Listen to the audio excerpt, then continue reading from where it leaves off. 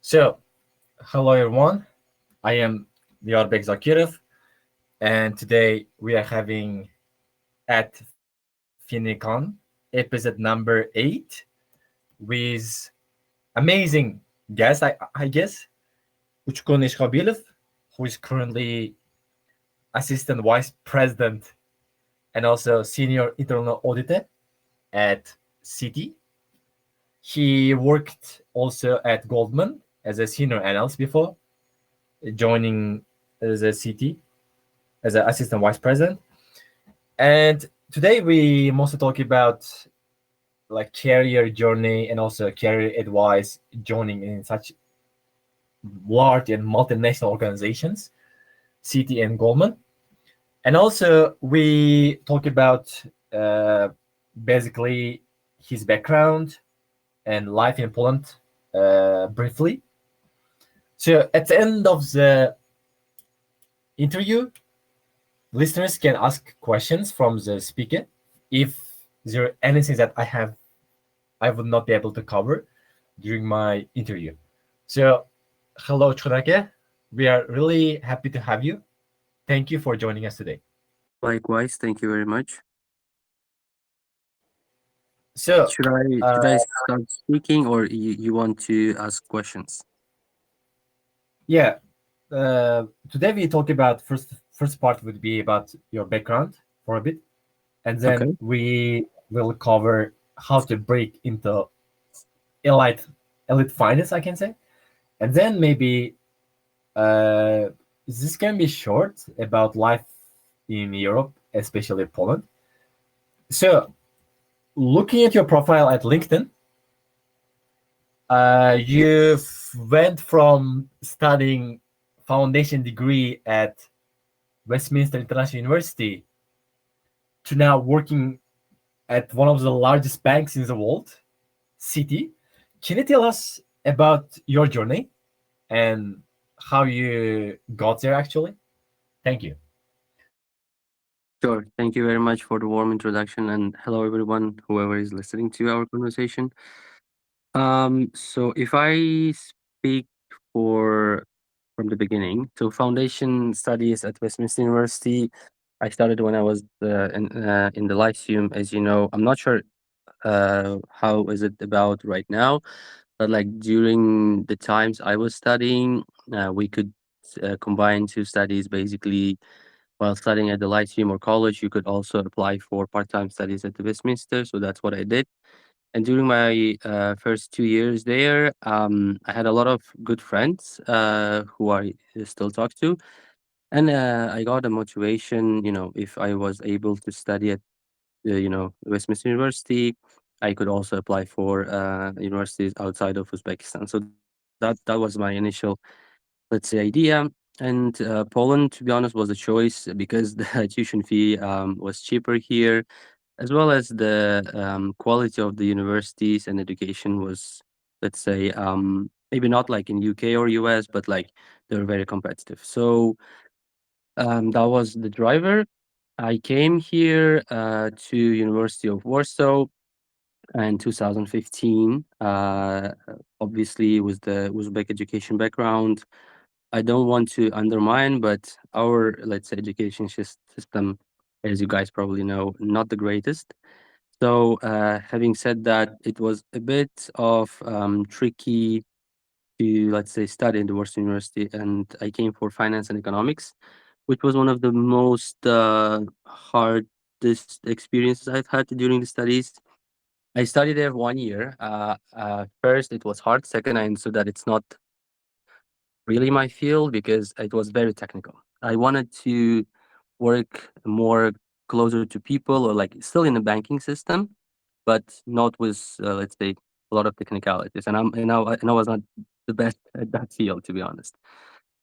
So having said that, I moved to Warsaw School of Economics, which was better in terms of the quality, and the ranking was the same, I would say. But it was finance combined with some business subjects, which would give you not only the theoretical economics or finance theories, but also some subjects where you could learn about the trade deals between the countries. Also, like you could do more practical. There was basically more practical subjects than in Warsaw University. Warsaw University is like more, I would say, theoretical. I mean, it's still great. So yeah, so that was the journey. Then I, have failed from the Warsaw University. I think people have to admire when they fail because failure is the journey. Then I was applying. I was sad, obviously, but at the same time, I started applying for some part-time jobs opportunities, and I started career with CBRE, where I was an accounting clerk. In simple words, it was like a part-time job as an internship job in accounting department. So and I combined my studies with my work. I was working 4 hours, 3 hours, sometimes 5, 6 hours a day, and then also combining the studies, which is, I think, still possible in Poland. So yeah, I stayed in CBRE until almost I finished my bachelor's until March 2019. Then I got an offer through LinkedIn from RBS, formerly known RBS, currently known as NatWest Bank. And there I started my journey as a junior business intelligence analyst. It's fancy name, but in simple words, it's basically um, reporting analyst, let's say, junior reporting analyst. It was also very, let's say, challenging or difficult at the beginning because I was sort of in the internship in accounting field, and I changed completely my sort of direction into reporting and more of like a data analysis field. I stayed in NatWest around I'm sorry, it has been like so many years ago. I think like 1.5 years. Then I started applying for random positions and Citi, Goldman Sachs, JP Morgan was not here at that time. And I got an interview with Citibank for valuation control analyst, which was also slightly different than I was doing in RBS before. It was more mostly connected with derivatives, market risk, and stuff like that. However, like I prepared for that, I think quite extensively, and I got the job offer, and it was like March 2020, just during the COVID times, and I started in the empty office, in the whole floor. It was just me and my manager. I stayed there almost about 2 years. Then I moved to, and I was approached, but again through the LinkedIn by a headhunter for Goldman Sachs for internal audit position. And it was actually a very good decision because I had some friends who were already in internal audit, and they've been giving me some insights that internal audit is one of the good functions in the banking or in the industry in general because it gives you the exposure to different fields, different departments.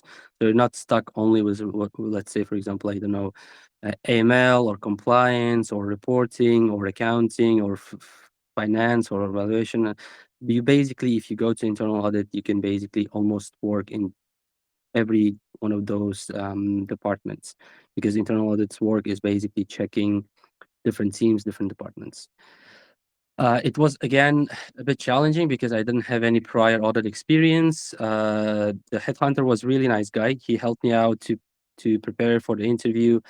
I had 7 rounds of interview, and it might be a surprise to some because in banks like Goldman or JP, you have several rounds of interviews, and in CT is the same, but CT is usually is like 2, 3.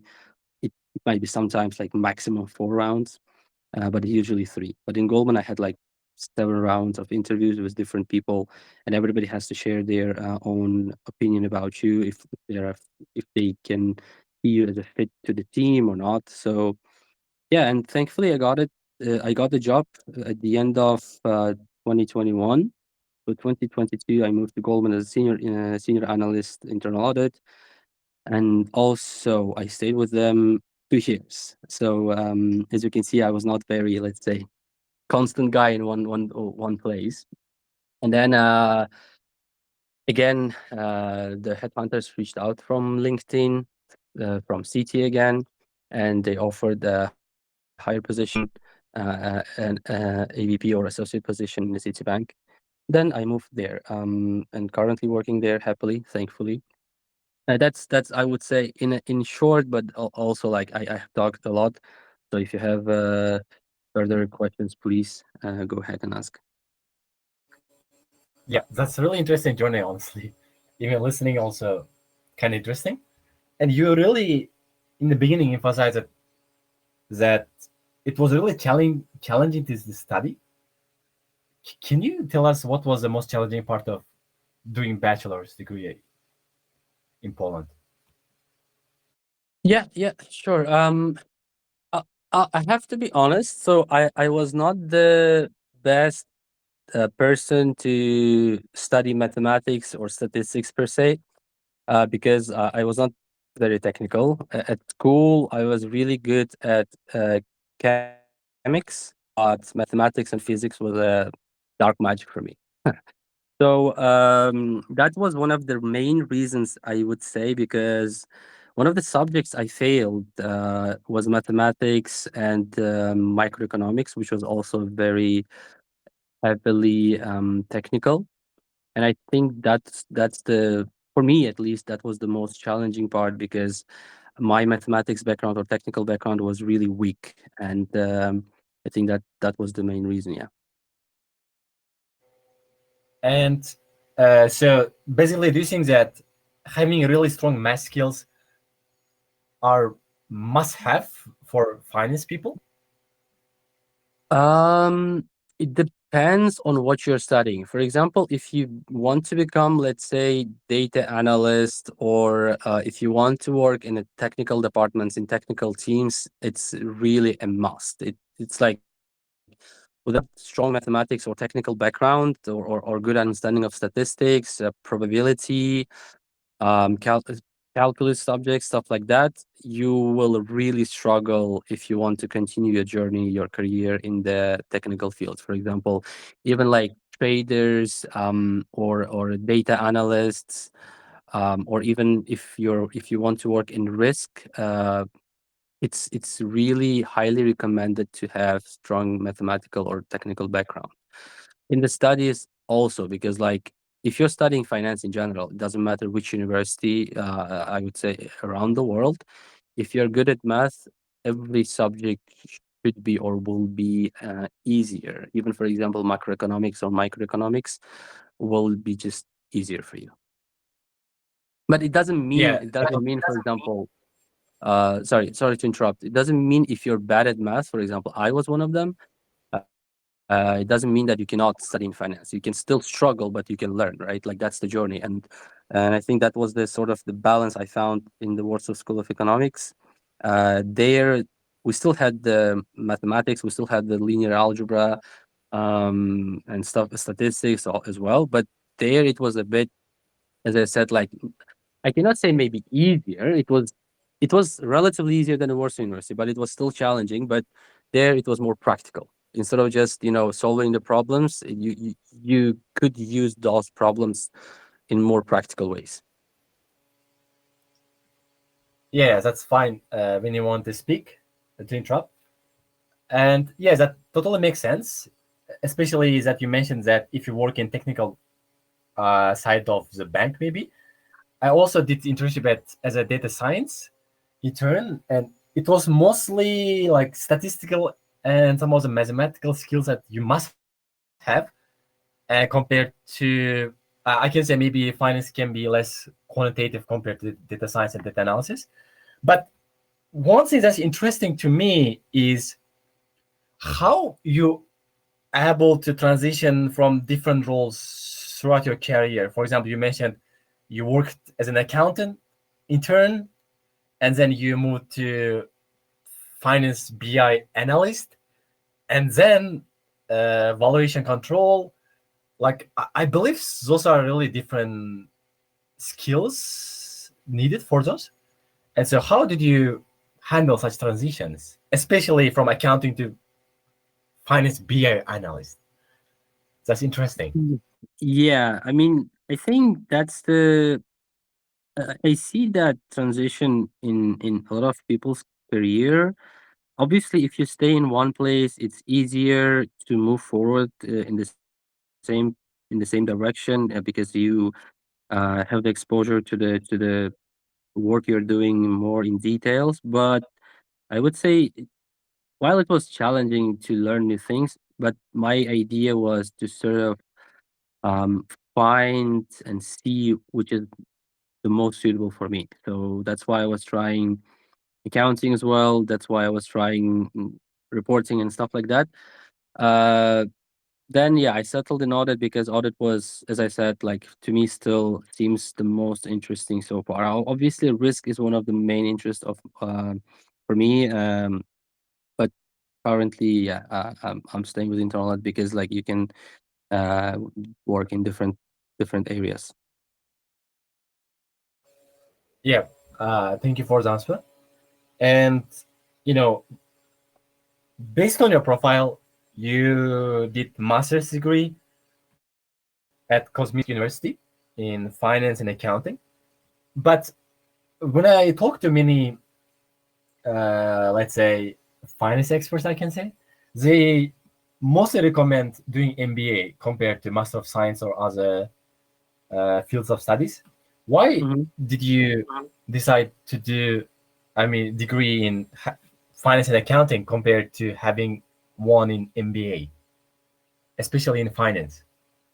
Yeah, makes sense. I'll be honest. Look, I would suggest to our listeners, first of all, you have to decide yourself if you want to continue your studies after bachelor's. But my recommendation, as you said, right, like it would be a bit different than doing MBA. So okay, maybe I'll answer to your question first, and then I'll just say my recommendation. Um, MBA, first of all, it was much more expensive. I think in Poland, in Kosminski and other universities, like well-known universities, they cost around like, if I'm not mistaken, more than 20,000 USD per year. If I'm not even more expensive than that. So it's like 100,000 zloty, I think around. So it's like with the current exchange rate, it's even more than 25,000. So it's much more expensive first. Obviously, it's more prestigious. It gives you more, uh, I don't know, knowledge, but not necessarily knowledge which you can actually apply in the real life. Like what I want to say is, yes, MBA is good, but like most people do MBAs because like they want to have stronger connections as well as like the studies. But in MBA, people go to MBAs who have already some experience in the field.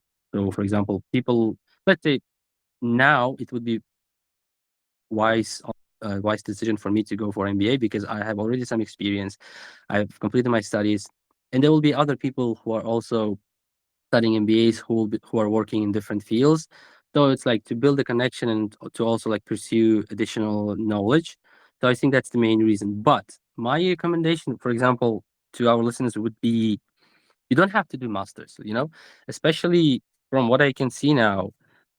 If you have done bachelor's, which is I think still essential in finance, you don't have to go for masters. I would rather recommend to do any well-known certifications like CFA or ACCA if you want to go into accounting, or CIMA if you want to go to sort of like management and human relations.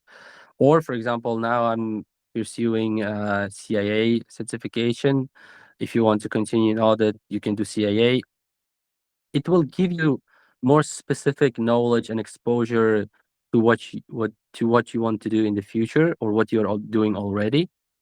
And masters, it's still like sort of, as in Poland, it's called like bachelor's, it's called first cycle, and master's called second cycle, which totally means like continuation of masters. So for advanced, you have more knowledge in the subjects, you have less exposure, more detailed subjects. But if you want to, let's say, uh, be more expert in one topic, for example, let's say in this case, internal audit, it's better to focus on the certificate that you want to do. For example, if you want to work in trading or risk stuff like that, rather to do FA or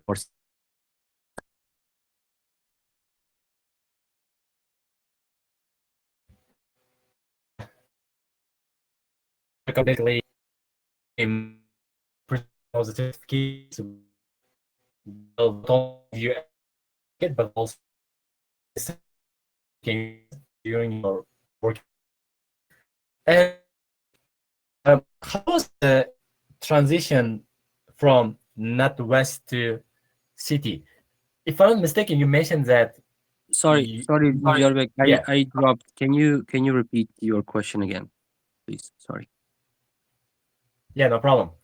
And basically, my question is, how was the transition from NatWest to Citibank? You mentioned that, if I'm not mistaken, you were contacted by the recruiter on LinkedIn. How Yeah. was the recruiting process and also application process, maybe in general, and also any tips that you can share with those who are listening and who will be listening to us? Thank you. Yeah, sure. It I think joining from NatWest to Citi was the one of the challenging ones because, like as I said, I joined Citi as valuation control analyst, and during that time I had no idea about derivatives or any valuation processes. What I did is basically just Google is your best friend. You can just Google. I was searching for terms for any relevant information related to derivatives, how derivatives work, how valuation adjustments work in the banking. So I was just preparing for that. I had a friend who was helping me to prepare because he was studying his master's at the time, and that was the main, I would say, um, like the ways I did. So if I would say I don't want to sound boring, but like the best thing you can do to, let's say, to be able to change your job or to be able to be hired, you have to make a strong CV. Even if your CV doesn't make a lot of sense, like you don't have a lot of experience yet, you can do additional stuff like certifications, some volunteering work, anything relevant or sometimes not so relevant would be useful to show that you're not an boring person. You're not like a dead person. You're active. You're doing something. You're pursuing something, even though it's not totally related to what you're applying for. You still have to show that, okay, like if you give me this opportunity, I can make it work. I can learn, and I can work. So yeah, I would say, and again, LinkedIn is also good because like alongside your CV, um, as far as I know, a lot of recruiters look at your LinkedIn. They check LinkedIn, like if they have this LinkedIn progress bar when you're like opening LinkedIn or you're filling out the fields. They show what you can add. For example, you can add as much as certification if you have there, or language or any experience. You have to, at the beginning you have to do that. Later on, once you have more experience, you can focus less on those and more on your experience. And also you have to deliver the message like properly, because if, for example, you worked in certain department, in short but in concise words, you have to describe what you have done or what you are doing, so it gives understanding for the recruiter or the manager who is hiring you, to understand you better or to understand your background better. Yeah, then we should really work on our CVs to make it as good as possible, even though we may not have, let's say, experience, but we can maybe add more value by pursuing some certification and also voluntary experience, which also you did too. I think in 2017, if I'm mistaken, that was 2017. And Yeah. how, like, was the recruiting process difficult because of uh, technical interviews that you mentioned, like preparation for that, or there was another reason. Sorry, for which position? The valuation control analyst. If I'm mistaken, you mentioned there are 3 to 4 rounds of interview at No, no, no. Citibank. No. For valuation, it was only I think 2 rounds or 1 round. Like during that time, it was a bit different, and CT had only like 1 or 2 rounds of interviews during the time. It was again, as I said, like uh, I just prepared, reading those materials on the internet, Investopedia, Google, how valuation control, valuation adjustments work, and derivatives work. I think that was the uh, that was my preparation. Like, sorry, you asked like what else I did for that, right? Was that the right question? Yeah, yeah, and also there was only technical interview, or also behavioral or case study or something. Yeah. No, it was, I would say, mainly technical because like soft skills in for example in valuation control is less important than the technical skills because like there it's more of an how you understand the products and how you understand your controls, how you work on them. That's the main, let's say, part of the job. But the soft skills, yeah, they're also important. For example, for my audit interviews in both Goldman and CT, that was, let's say 40% of the weight, how the managers assess your candidacy, because like when you're working in audit alongside, working in the projects, you have to also communicate with the business, with the stakeholders a lot, and your soft skills for that have to be at least in a good level. Like you have to know how to communicate, you have to know what words to choose, you have to know how to basically talk to people. Yeah. Yeah, that's really interesting, Zam. It's mostly technical interviews you mentioned on, and which can be, let's say, mastered by using Google, which is the best source I can say also too. Yeah, or And ChatGPT right now. yeah, right now ChatGPT, yeah, it's really helpful tool for not only interview or as even for the preparation of the exams. Yeah. And then you joined at Goldman. How was I want to know the difference between Goldman and Citi recruiting process, and also it would be really interesting if we can know how was culture, like day-to-day life of working Hmm. at 2 different large banks, if we can compare them together. Thank you. Sure. The recruiting process, I think, is similar, but in Goldman is a bit challenging because the selection criteria is a bit uh, like it's harder because, as I said, like you have more rounds in Goldman, and also you have to talk to more people, and in every interview, almost up to the end, up to the last interview, you have two people interviewing you at the same time. Only in the last round, when you're talking to managing director, it will be just like formality interview. It's the easiest one. Um, so that's the main difference. But when it comes to the culture, as you said, look, I probably would share a bit different opinion than other people, or different opinion than you can find in Google, because in Google, or the perception of the people about Goldman is like it's one of the best places, and it is. Like, don't get me wrong, it is one of the good and best places, but it's not for everyone.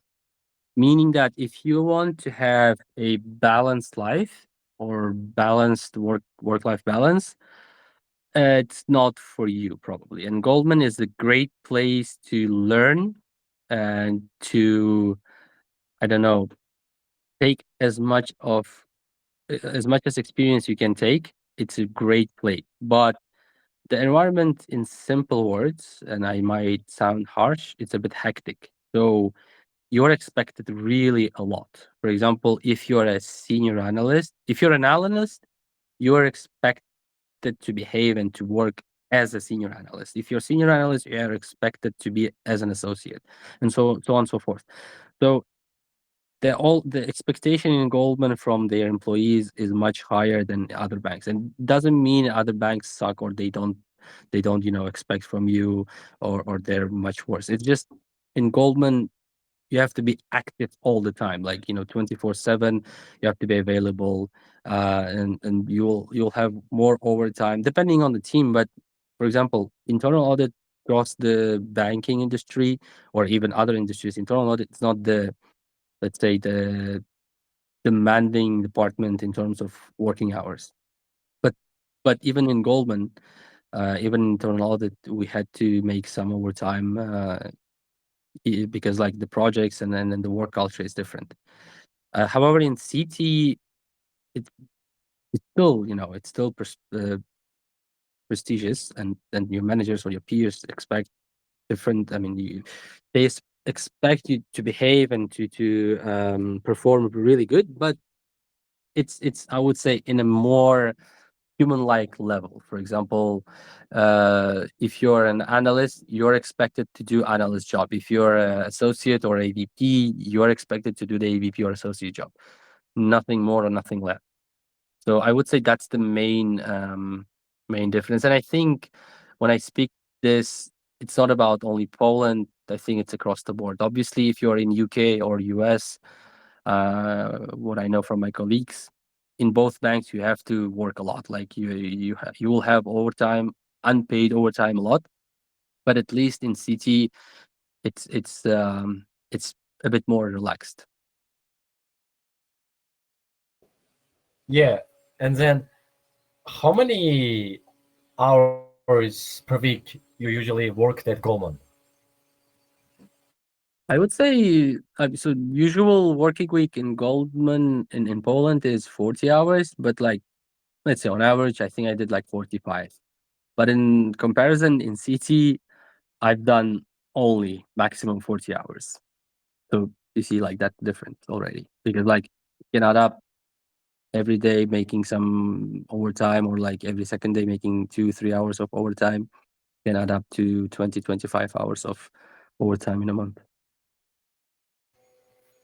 Yeah, and after Goldman, you decided to join again the city. Yep. If I'm not mistaken, the reason is because of the culture and also work, maybe pressure.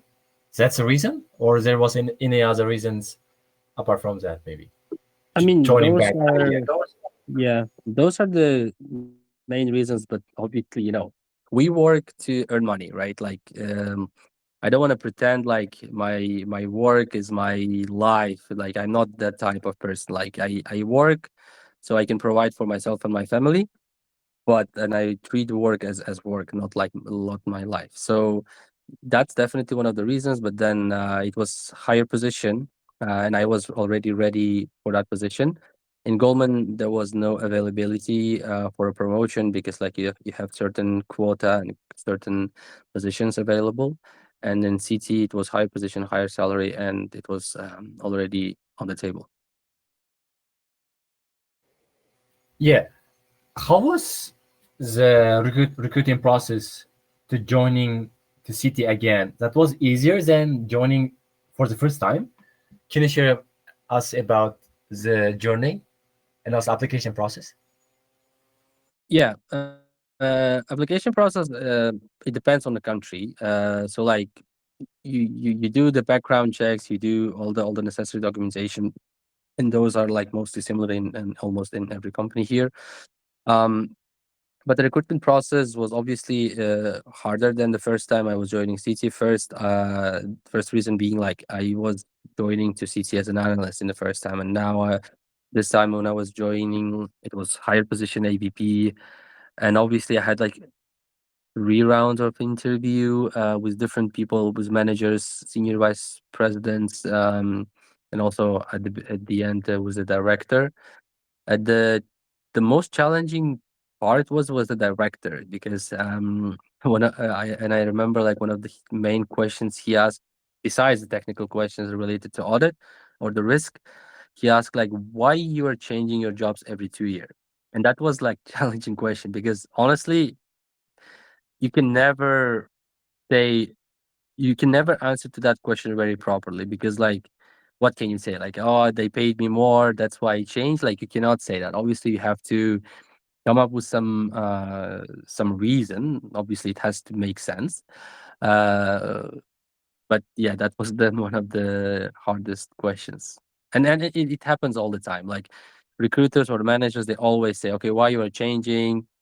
If you like your current job, why you are applying for new positions, blah blah blah. But it's life. You have to change because if you don't change and you're stuck in one place, you don't improve yourself. You don't become more competitive. You're just you will not get out of your comfort zone, and obviously you will not earn more when you change your jobs frequently. And obviously it has to make sense. Like you cannot change every 6 months or every year. But I would say healthy period or healthy, let's say, time frame to change job. I think every 2 to 3 years is great. And at the beginning, you can change more frequently, but as you progress, as you become more senior, it will be even harder to change. But also, you shouldn't change as often. Yeah, I think that would be a really difficult question to answer too, Yeah. especially like changing jobs every 2 years. And can you list or can you also mention maybe some of the technical and soft skills necessary for your job? Like, how was the progression of the skills development? For example, when you first joining, how was what were the skills that required from you? It can be technical and soft skills compared to now, compared to joining Citi as a assistant vice president. Yeah. So when I was joining Goldman, I did not have any prior audit experience. They were mostly testing my knowledge on my previous job, on my job in Citi, in my first Citi job. And they were like interested in that and also soft skills, like asking, how would you behave in such such situations? What would you do if I don't know, like you made a mistake and how would you correct it and stuff like that. It was still hard, but like uh not, let's say, as hard as in CT in the second time.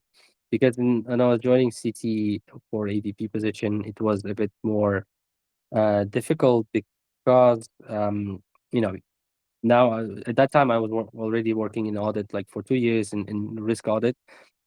They challenged me a lot about the risk areas, what I know about the different risks, how I audit, what in what kind of details do I pay attention during the projects, during the auditing, as well as like soft skills. How do I communicate? Am I comfortable to communicate in different environments?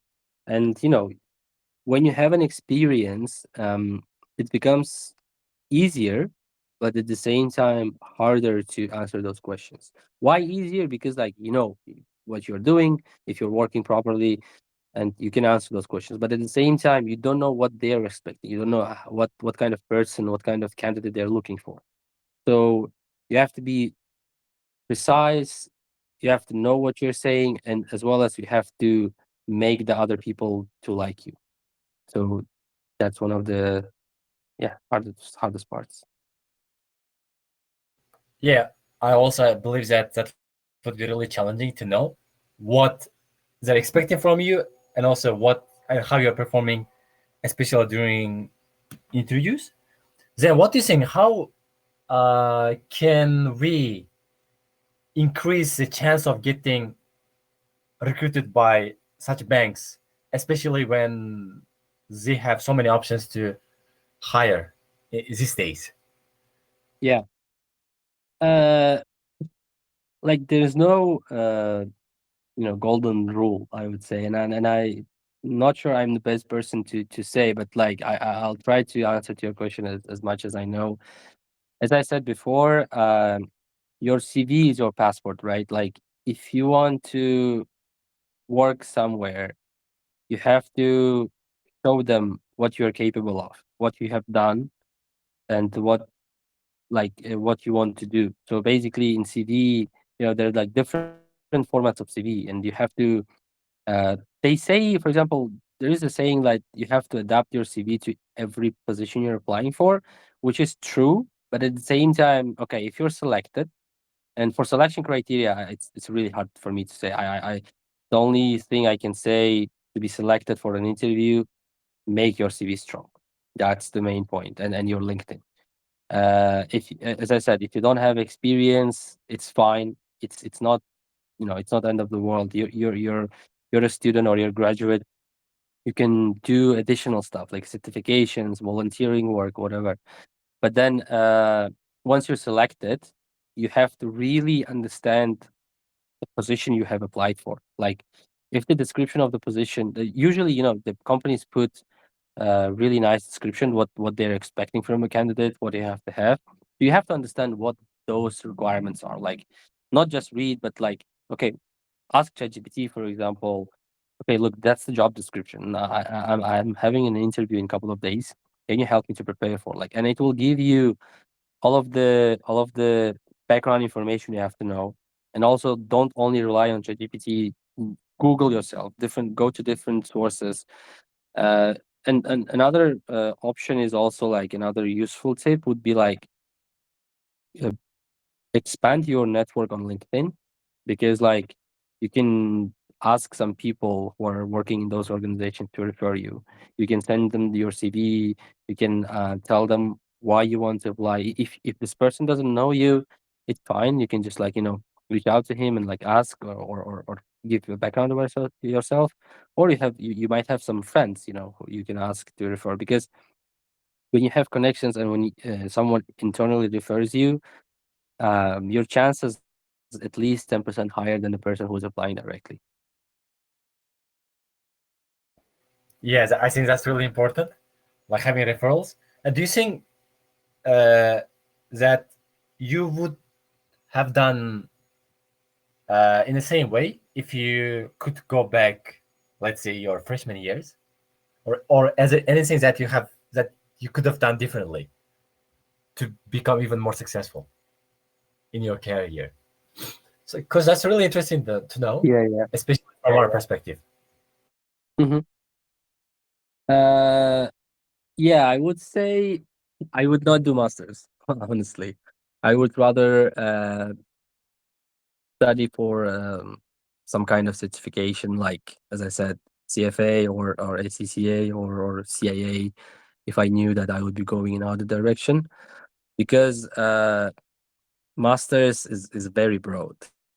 That's why I would take something specific and take my time to study that.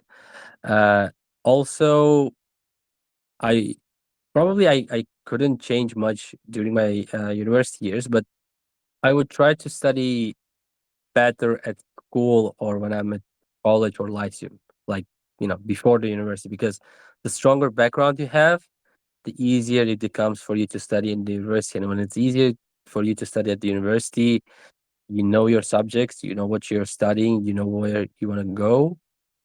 That's easier when you also want to apply for jobs. That's two main things I would change, but it's not possible, is it? Yeah, but still, we can learn from your maybe experience and also advice. Yeah, yeah, of And course. yes, that would be really useful to know, honestly. And my last question before we end the session: how was the transition to life in Poland when you just finished your foundation degree at Westminster University in Tashkent? I believe that you must be really young when you went to Poland for the first time. How was the experience? Yeah, I turned just 18 when I came to Poland, so I was much younger than now, for sure.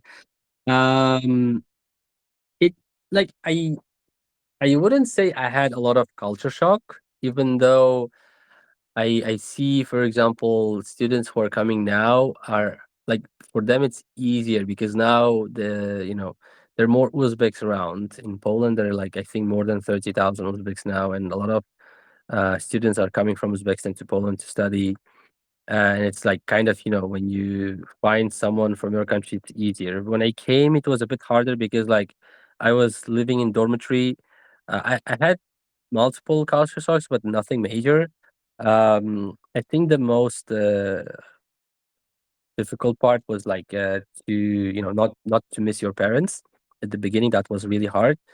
And also, one of the culture shocks was the weather here, because like during the autumn and winter time, 4 p.m. is already dark. 3:33, it's like 7 in Tashkent. So that the weather, the conditions were one of the culture shocks for me.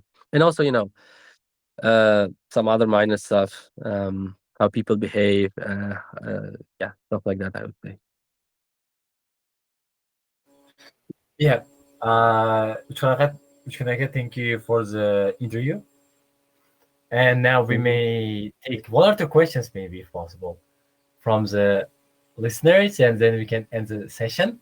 But in general, that was really useful things to know. I was also taking notes too, because there's so much Thank things you. to learn, honestly. Yeah. Now we can let Hikmatullah to ask question, maybe. Sure. Okay, now you can speak. Assalamu alaikum, Uchkun Ege. I joined the conversation in the middle, from the middle. Can you speak about your very beginning of your career? When did you started working, or and where, in which organization, or in which bank, from which position? Sorry, can you repeat your question again? Yeah. Can you speak about the very beginning of your career at bank or like financial organization? Yeah, so I started as an accountant in CBRE when I was studying at the university as an intern in CBRE, and yeah, it was hard while studying and working, but yeah, you can always manage that. Sorry if I didn't answer your question fully, but if you want, you can ask more specific question. Yeah, yeah. You didn't work in Uzbekistan, right? In Uzbek banks. No, no, no, no. I came just after my academic lyceum to Poland for bachelor's degree, so I didn't have any prior experience. And after my first year here, I started applying for different companies, and yeah, that was my first experience. Got you, got it. Thank you. No problem. Yeah, I think that's the end of our conversation. Thank you, Tsunake, for your time. We really appreciate it. And those who are listening to us right now, and many people who will be listening to us later on, will definitely get a lot of insights from this interview. Especially, I can say there are really few people. Uh, I mean, I cannot find that many people like you on LinkedIn who are also Uzbek, like coming from Uzbekistan, such a developing country. Yeah, we really appreciate your time and advice, and I really believe that will be really useful to use of Uzbekistan. Yeah, thank you. Thank you very much for your time, guys, as well, and listening to me. Wish you all the best. Yeah, thank you everyone. Bye bye. Talk to you next Bye. time.